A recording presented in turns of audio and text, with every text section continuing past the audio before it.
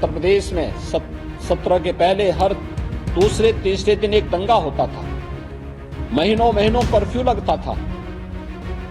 आज सुरक्षा के लिए कानून व्यवस्था का एक मानक बना हुआ है। उत्तराखंड की सरजमी में उबाल है, देवभूमि की शांत वादियां सुलग उठी हैं। कुमाऊं की प्राकृतिक खूबसूरती में यहाँ का प्रवेश द्वार कहे जाने वाले हल्द्वानी में बदनुमा दाग लगा है।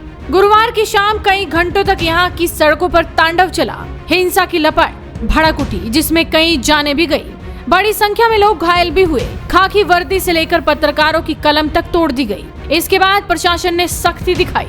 सीएम पुष्कर सिंह धामी ने खुद पहुंचकर लोगों को हौसला बंधाया।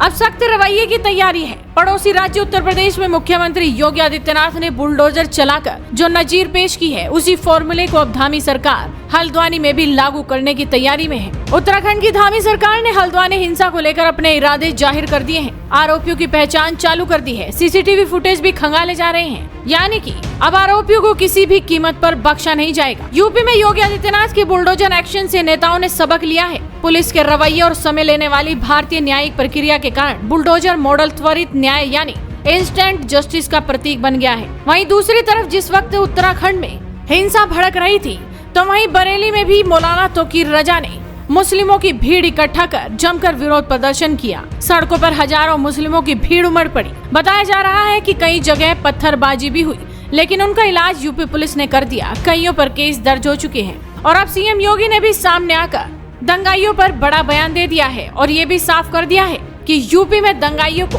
कतई बख्शा नहीं जाएगा। आज आप देख सकते हैं इस उत्तर प्रदेश में सत्र के पहले हर दूसरे तीसरे दिन एक दंगा होता था, महीनों महीनों कर्फ्यू लगता था। आज सुरक्षा के लिए कानून व्यवस्था का एक मानक बना हुआ है। उत्तर प्रदेश और मेरा मानना है सुशासन के लक्ष्य को प्राप्त करने में रूल ऑफ लॉ एक सबसे महत्वपूर्ण भूमिका का निर्वहन करता है।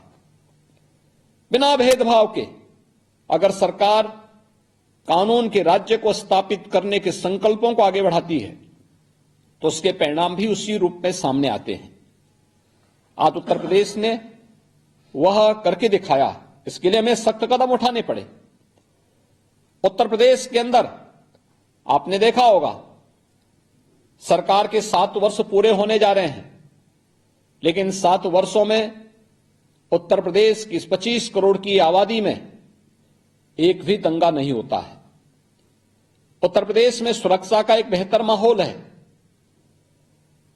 परिणाम हम सबके सामने है। ये केवल अचानक नहीं हुआ, हमें इसके लिए पुलिस में रिफॉर्म करने पड़े। पुलिस के प्रदेश के अंदर 7 जनपदों में पुलिस कमिश्नरेट सिस्टम लागू करना पड़ा। प्रदेश के अंदर भर्ती की प्रक्रिया को पारदर्शी तरीके से आगे बढ़ाना पड़ा।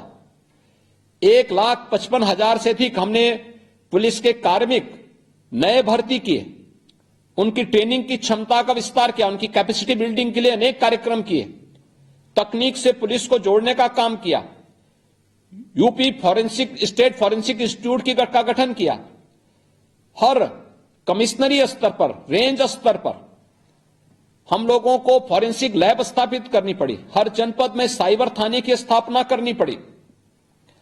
हमें अपने रिस्पांस टाइम को न्यूनतम स्तर पर लाना पड़ा और आज उत्तर प्रदेश में उसके परिणाम टेक्नोलॉजी का बेहतर उपयोग करके किस रूप में सामने आया है कि उत्तर प्रदेश की कानून व्यवस्था एक मॉडल के रूप में हम सबके सामने है, देश के सामने भी है।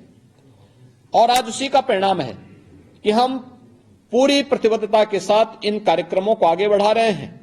तो सुरक्षा का यह बेहतर मॉडल, एक दूसरा तकनीक का उपयोग करते हुए कैसे हम आम जन को और प्रदेश में आने वाले प्रत्येक व्यक्ति को शासन की योजनाओं से लाभान्वित सीधे सीधे कर सकें।